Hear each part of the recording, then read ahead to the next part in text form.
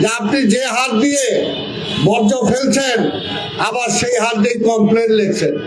ভগবানের পিছন দিক দিয়ে রাজুকের পাশ দিয়ে আসলাম, সেদিক দিয়ে আমাদের কয়েকদিন ধরে এখানে পানি জমে যায়।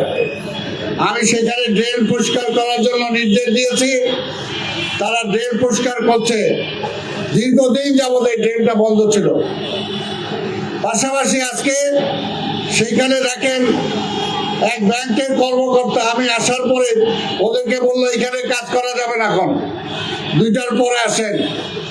আমি নিজে আবার ঘুরে সেখানে গেলাম যে কি আপনার সমস্যাটা কি?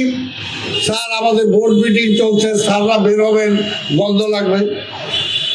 তার বুঝেন ওনারা গন্ধ সৃষ্টি করছেন, ফুটপাত দখল করে নিজের ব্যাংকে উঠার ব্যবস্থা করেছেন, আর এখন সেদিকে ময়লা পরিষ্কার করার জন্য সিটি কর্পোরেশনের ফুটপাত সিটি কর্পোরেশন পরিষ্কার করবে, তারা সময় বেঁধে দিচ্ছে। এই জন্যই বললাম যার যার দায়িত্বটা শেষে যদি সচেতন না হয়, খালি সিটি কর্পোরেশন দিকে আঙ্গুল তুলে, ওই মেয়র বা প্রশাসকের দিকে আঙ্গুল তুলে কিন্তু লাভ হবে না। আজকে এইখানে আরো স্লোগান আছে, পুরো এলাকায় জলবদ্ধতার জন্য একটা ম্যাট্রেসই যথেষ্ট।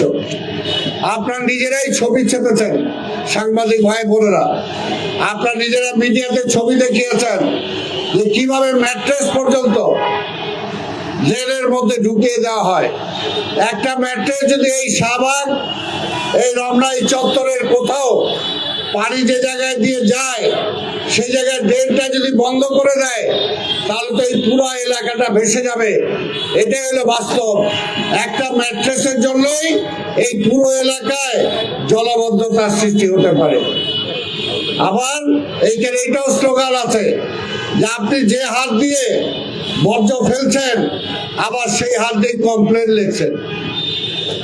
এই কথাটাও কিন্তু সবার জন্য আমরা যদি স্মরণ করি, তাহলে কিন্তু আপনারা দেখছেন আমাদের মাননীয় প্রধানমন্ত্রী তারেক রহমান একটি জনসমাবেশে তিনি বক্তব্যের জন্য গিয়েছিলেন। হঠাৎ করে তিনি তার মুখমণ্ডল মোছার জন্য একটা টিস্যু সংগ্রহ করে তিনি সেটা কিন্তু বাইরে ফেলে না দিয়ে সেই টিস্যুটাকে আবার পকেটে রেখে দিয়েছেন। অর্থাৎ এইগুলো আমাদের শিক্ষণীয়, আমাদের শিখতে হবে। একটা একটা করে কিন্তু ওই যে বিন্দু বিন্দু পানি দিয়ে এই সমুদ্র হয়, কথাটা আছে না? ঠিক একটা কাগজ ফেলে, একটা পলিথিন ফেলেই কিন্তু ঢাকা শহরটা আজকে আবর্জনায় বিভিন্নভাবে ভরে যাচ্ছে।